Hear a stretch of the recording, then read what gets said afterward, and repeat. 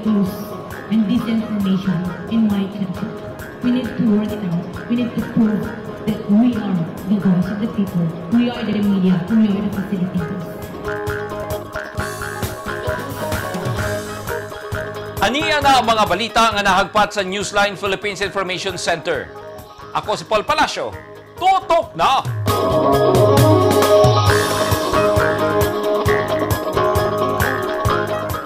Sa mga headlines, bahong bugas na diskubrihan sa bagong mayor sa Caraga, Davao Oriental.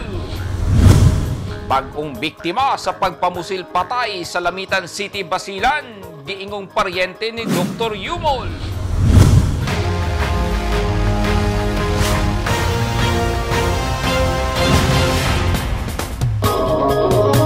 Sa detalye sa ato mga balita, nagbutang og suggestion box ang bagong mayor sa lungsod sa Caraga, Davao Oriental sa iyang opisina ni adtong milabayng simana sa katuyuan nga maminaw kini sa sugyot sa katawhan. Sa ikaduhang adlaw pa lang sukad gitaod ang suggestion box, aduna na kini na diskubrihan. Unsa ka kini ani ang report. Gustong maminaw ang bagong mayor sa Caraga, Davao Oriental sa iyang katawhan. Hinungdan nga nagbutang kini og suggestion box sa iyang buhatan nga siya lang ang pwedeng moabri. Kini human na diskubrihan sa mayor niadtong Hulyo 23 nga daghang pagkaon kun food packs ang nangalata ug nangadaot. Gisaysay ni Mayor Ronnie Usman nga dunay mga suwestyon o mga butang nga gustong ipaabot ang katawhan sa lungsod nga dili nila personal nga maistoryahan. Hinungdan nga nagbutang kini og suggestion box. Ang participation sa katawhan sa empleyado, pinahanggang natin interviewon. Basta dihay ang ilang kaalam ng ilang nakita, pinahanggang sa doktor. Muna siya nagbotong sa gisyon back kaya gusto ko makabalo kasi nakapay siya idea nga nindot na pwede natin i-apply sa mga unsur. Tuod man, sa ikaduhang adlaw nga nagbutang ang mayor suggestion box, iyang nahibawan nga mas daghan pang pagkaon nga nangadaot ug dayon iya kini gipalubong aron dili na magamit o dili na kaunon sa pipila. Daghan sa mga pagkaon, mga bugas na nga baho na ug gitambak lang. Problema sa nga baho ng bugas. So, isa na ito siya nga natatang ka ng information sa publiko na musumbong sila. Yung makayagawan pa, na-implement ba yun? Na-exercise na yun sa katawan. Kung nang kung lang para gamitan din ang siya bako para sa tao, hindi ka lukapon na. Dili na gusto sa mayor nga uting kayon pa kung kinsa ang responsable. Apan, iyang gibutyag nga wa siya nauyon sa paong panghitabo. Kay matod niini, iya na lang gipaniguro nga wala nay makakaon sa naisgutang bugas o mga baho nga pagkaon tungod kay makadaot kini sa panglawas. Kini ang unang higayon nga dunay suggestion box ang lungsod sa Caraga. Kini aron ipaniguro nga iyang madungog ang suwestyon sa iyang katawhan ug ilaw sa mapadangat ang ilang mulo sa mayor. Ang lungsod sa Caraga, Davao Oriental na himong munisipyo niadtong October 29, 1903 ubo sa Organic Act 21. Mao kini ang pinakakaraan nga lungsod sa Davao Oriental nga adunay 17 ka mga barangay ug mao kini ang paraiso sa tribong Mandaya. Edith Kaduayan, Newsline Philippines. Stay safe. Giklaro karon sa mga pulis sa Lamitan City, Basilan nga dili di ay paryente sa pamilyang Yumol ang gipusil patay sa syudad diadtong Sabado, Agosto 6, 2022 nga unang migawa sa report nga uyuan kini ni Dr. Chow Tiao Yumol. Si Dr. Yumol ang responsable sa pagpamusil patay sa kanhi mayor sa Lamitan City nga si Rosita Furigay o mga kaubanan niini nga si Victor Capistrano og security guard sa Ateneo de Manila University niadtong Hulyo 24, 2022. Ani ang report ni Grace Alcunaba. Walay kamatuoran ang mga report nga usa ka miyembro sa pamilya ni Dr. Chow Chow Yumol ang gipusil patay dinhi sa Lamitan City ni adtong Sabado sa gabii. Sa unang report sa Lamitan City PNP, migawas nga gipusil patay sa wala pa nailhing suspect ang tiyo ni Dr. Chow Chow Yumol nga si Bess Esnean Yumol Asdali, 52 anyos, usa ka rubber topper. Bandang alas 6:45 sa gabi ni adtong Sabado, Agosto 6, 2022. Dito sa Sitio Buhibal, Barangay Campo 1, Lamitan City, Basilan. Apan sa pagpanubay sa kapulisan, dili paryente ni Dr. Yumol ang biktima. Mismong si Lamitan City Police Investigator nagbutsyag nga walay relasyon ang biktima sa mga Yumol. Mismong si Chinchin Yumol ang nagbutsyag nga wala sila'y relasyon sa biktima. Gusto ko po linawin na ang kumakalat na balita ngayon na napatay na si Asdalbis Isnian Yumol ay hindi po namin kakilala. At kung totoo po na napatay siya sa Lamitan City, nakikiramay po ako sa pamilya. Kung nagtatanong po kayo kung bakit Yumol yung nakalagay na pangalan sa kanya, ayan po ay hindi namin alam. Hindi namin alam kung bakit kinabit ang Yumol sa biktima. Sa inisyal nga investigasyon sa Lamitan PNP, naglingkod lang si Isnian sa iyang pantaw sa Sitio Muhibal, Barangay Campo 1, Lamitan City sa dihang kalit kining gipusil hinungdan sa iyang hinanaling kamatayon. Unom ka basiyo sa bala sa Garand rifle ang nakita sa kapulisan sa nahitabuan sa krimen. Si Dr. Chow Chow Yumol ang suspek sa kamatayon ni Rosita Furigay, ang kanhing mayor sa Lamitan City, ug sa iyang kauban nga si Victor Capistrano ug ang security guard sa Ateneo de Manila University ni adtong Hulyo 24, 2022. Nalubong na si Furigay ni adtong Agosto 3, 2022 dinhi sa Lamitan City. Grace Alcunaba, Newsline Philippines, Lamitan City, Province of Basilan. Stay safe. Nasakmit kagahapon Agosto 8, 2022 sa hiniusang puwersa sa Philippine Drug Enforcement Agency Zamboanga City Aviation Security ubang ahensya ang usa ka bagahe nga adunay sulod sa gituuhang illegal nga droga didto sa Zamboanga City Airport. Nagduda ang mga otoridad sa bagahe hinungdan nga gi-inspeksyon kini ug didto na diskubrihan nga duna kini sulod nga 500 grams sa gidudahang illegal nga droga ug gibana-banaang kantidad sa 3.4 million pesos. Hangtod karong mga orasa wala pa gibutyag sa PDEA ang unod sa putos nga bagahe apan ila kining gideklara nga shabu. Sumala sa PDEA Zamboanga City Agent Jury Rocamora gikan sa Malusob, Basilan ang bagahe ug nakatakdang ibiyahe unta padulong sa Manila. Giila sa mga otoridad ang sender sa bagahe nga usa ka Farhana Madi nga taga Malusob, Basilan, uban sa usa ka Diana Ismael nga dunay address sa Felcoa, Commonwealth, Quezon City isip consignee. Mismong ang mga PDEA agents ug K9 units kuyog ang ubang ahensya nga naka-assign sa airport, gidaig ni Zamboanga City Mayor John Dalipe ang PDEA team ug ang kolaborasyon sa mga hingtunggang ahensya sa ilang nakabuot nga kalampusan.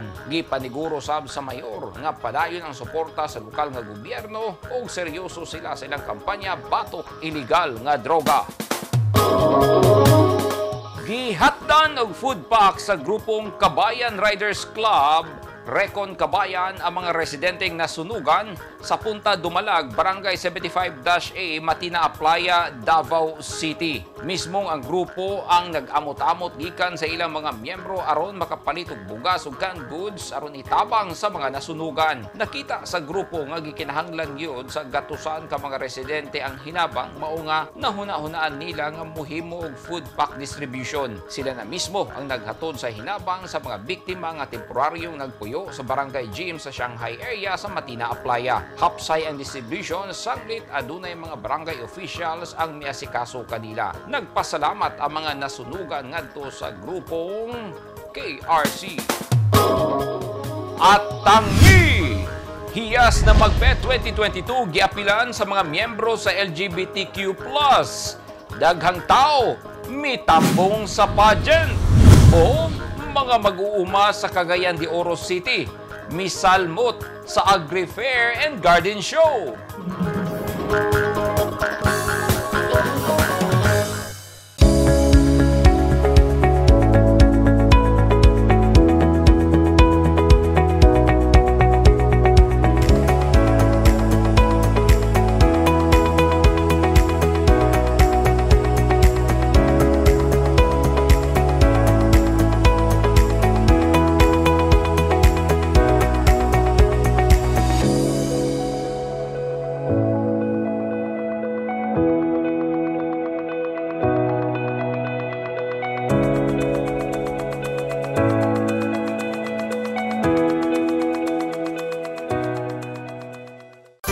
mga taong dunay mga ginahambin nga mga grabing mga balatian o comorbidity, hilabi na ang mga senior citizen, sila ang mas delikado nga maigo sa coronavirus disease COVID-19. Busa dubling pag-amping ang himuon og tambali ang mga ginahambin nga mga sakit. Ang pagtumar sa Bilonga Gold Herbal Capsule is a food supplement makatabang aron mapunggan nga musamot ang mga balatian. Turmeric o luyang dilaw ang nag-unang sagol sa Bilonga Gold. Gisagulan og sodium ascorbate o vitamin C aron mas mulig-on ang immune system. Ang Bilonga Gold Herbal Capsule mapalit sa mga butika.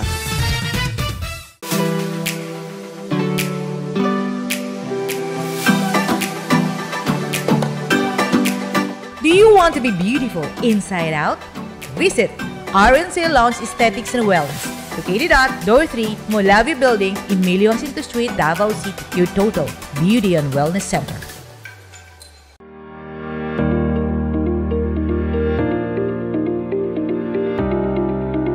Enroll now at Lyceum Philippines University Davao Campus.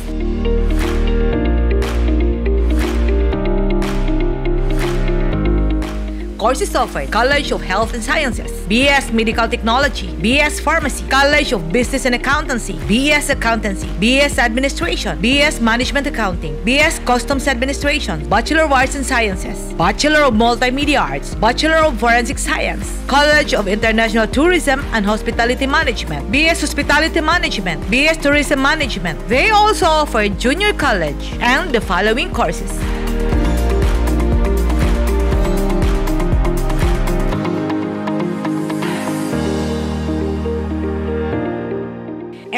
Now, LPU Davao offers Air Academy Drone Flight Training Program. Choose to take the lead. Choose LPU Davao. Enroll now.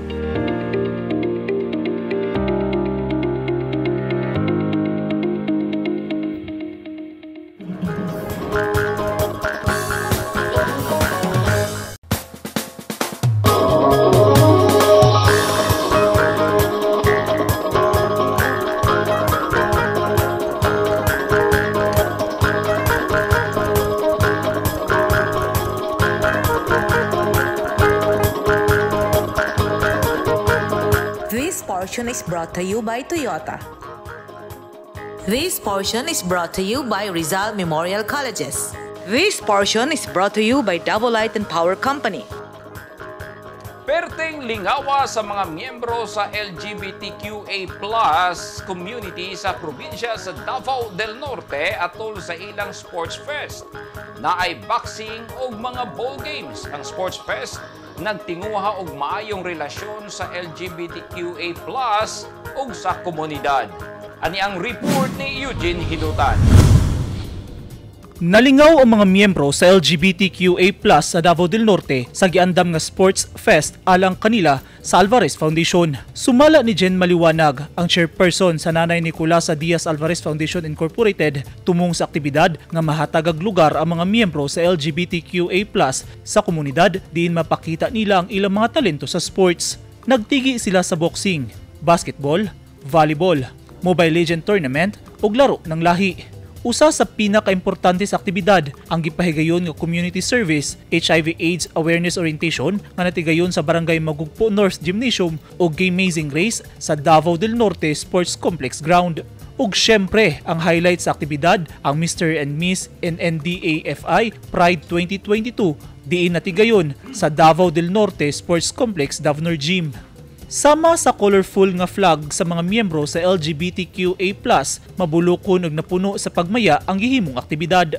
Ang Sports Fest nga gitagana alang sa LGBTQA+ sa nisgutang probinsya dakong tabang aron makabaton ug maayong panglawas, makatudlo og disiplina, respeto, panaghigalaay, leadership, resilience ug teamwork. Tumong sa Alvarez Foundation, mapalambo ang person's physical abilities ug labaw sa tanan ang matudluan sila og good sportsmanship ingon man masuportahan ang ilang mga miyembro luyo sa mga diskriminasyon nga ilang naagian. Eugene Hinutan, Newsline Philippines, Davao Region, stay safe. Sa probinsya sa Cotabato, gipasundayag sa mga miyembro sa LGBTQ+ sa Magpet Cotabato Province ang ilang talento ug abilidad sa hiyas ng Magpet 2022 nga gidagsang sa mga tao. 17 ka mga kandidata ang miapil sa indigay sa LGBTQ+ community. Ani ang report ni Marvin Revilla. Wala makapugong ang ulan sa mga tao nga buot mo tan-aw sa hiyas ng Magpet 2022 nga giapilan sa 17 ka mga kandidatang miyembro sa LGBTQ+ nga gipahigayon sa Municipal Gym sa Magpet, Cotabato. Grabing hugyaw ug singgit sa mga tao dihang mirampa na ang mga kandidata aron magpaila-ila.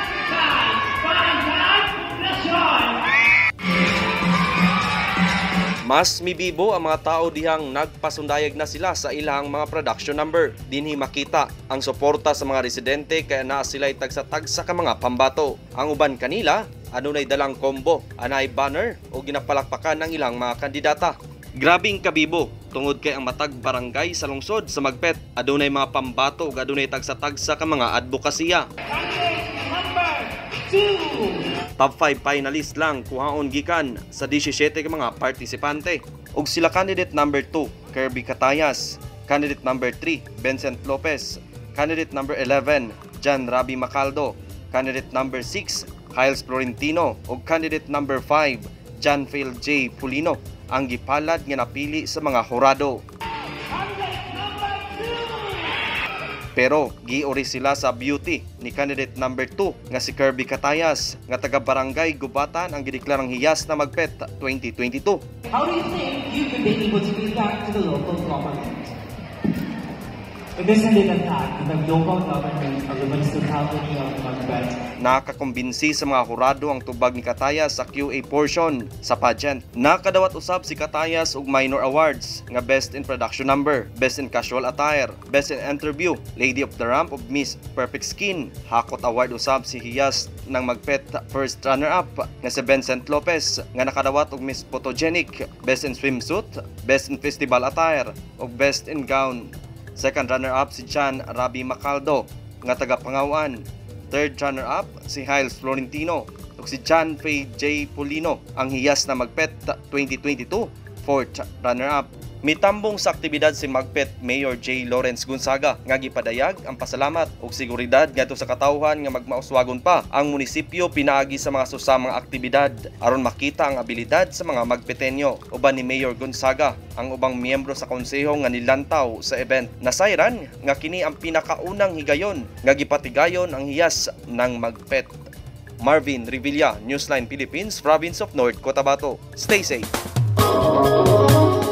69 ka mga batang lalaki gikan sa Barangay Katualan, San Roque, Mabunaw ug Buena Vista sa Panabo City, Davao del Norte ang nakabenepisyo sa libreng tuli mo sagot ko sa lokal nga gobyerno. Nagmalampusan ang programa tungod sa Barangay Administrative Enhancement Program, City Health Office, 1003rd Brigade, 89th IB ug Revitalized Police sa Barangay kon RPSB. Gawa sa libreng tuli, duna say gidalit nga libreng arroz caldo o libreng gupit gikan sa mga sundalo. Sa Barangay San Roque Covered Court Gym, gipahigayon ang programa kagahapon Agosto 8. Sunod nga rumbo sa tuli team ang mga batang lalaki sa Barangay Kyokoy, Santa Cruz, Tagpore ug San Nicolas kaganiha o karong adlaw Agosto 9 nga natigayon mismo sa Barangay Kyotoy Covered Court Gym. Gidisplay ang lain-laing produkto sa mga mag-uuma sa Cagayan de Oro City sa pag-abli sa Agri-Fair and Garden Show nga kabahin sa Higalaay Festival 2022. Ano ang report ni Eugene Hinutan? Sugdan na sa Cagayan de Oro City ang Agri-Fair and Garden Show nga usa sa mga core events sa Higalaay Festival 2022. Kagahapon sa buntag, Agosto 8, pormal nang giablihan sa lokal nga gobyerno sa CDO ang aktibidad sa Gaston Park. Mismong si CDO City Mayor Rolando Clarix Uy ang nanguna sa opening niini. Miduyog usab kaniya ang City Councilor and City Council Committee on Agriculture, Fisheries and Cultural Communities Chairperson J. Roa Pascual, mga opisyal sa lokal nga gobyerno ug mga department heads. Makita sa pictures ang bagong harvest ng mga prutas sama sa durian ug naasay mga gulay sama sa talong, okra, ampalaya, upo, sitaw, sayute, pipino ug patatas. Dunay naka-display nga mga produkto sa ka-food pub booth nga hinimo mismo sa Cagayan de Oro Food Processors Association sama sa banana chips, cheese stick, toasted bread ug juice. Makita sulod sa park ang mga klase-klaseng ornamental plants ug nindot nga garden landscaping designs. Sumala sa Agribusiness Development Division sa Agricultural Productivity Operations Office, moabot sa 50 ka mga gardener ang misalmot sa Agro Fair and Garden Show karong tuiga. Samtang dunay 5 ka booth nga gisalmutan sa nagkadayang grupo sa mga mag-uuma din ilang gipang display ang ilang mga produkto. Sa mensahe ni Mayor Uy, misaad kini nga modugang og pondo sa Agricultural Productivity Operations Office aron mas mapalambo pa ang kahimtang sa mga mag-uuma sa syudad. Hugot akong nagatuo nga kining maong agrikultura maoy usa sa makapadayon pagbangon sa hinay-hinay natong nahugno nga ekonomiya tungod sa pandemya. Kining maong agrofair usab maoy paghatag og kahigayonan kinsa katong mga kababayen-an o kalakin-an gahili kaayog pananom sa mga adorno nga mga tanom mao na ning higayona nga makapadugan sa inyong garden nga makita na ninyo og mapalit na dinhi sa atong agrofair. Gipasalig sa mayor nga abli ang iyang opisina o galing dunay ipadangat nga sugyot ang sektor sa mga mag-uuma ngadto kaniya alang sa kalambuan. Nanawagan sab kini og panaghiusa sa katawhan. Ang importante magpinabangay kita. Sulti ko kung unsay angay nakong buhaton. Sulti ko kung unsay angay panakong ikadugang pagtabang kaninyo. Abli ang Agro Fair and Garden Show gikan alas 8 sa buntag hangtod alas 9 sa gabi din mulungtad kini hangtod sa Setyembre 8, 2022. Eugene Hinutan, Newsline Philippines. Stay safe.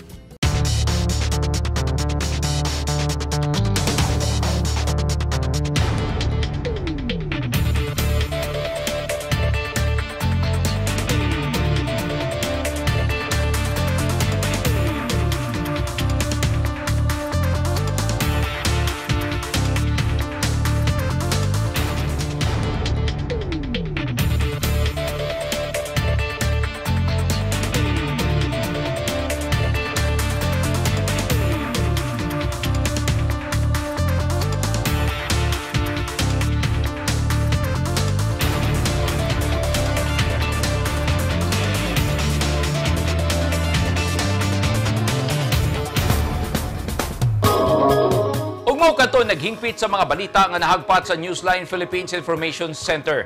Alang sa dugang mga balita, bisitaha ang website nga www.newsline.ph. Sa Facebook page, Instagram newsline.ph ug sa Twitter, newsline.ph.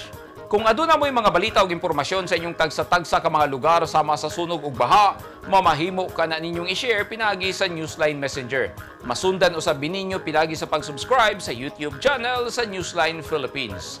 Ako si Paul Palacio. Dagang salamat and stay safe!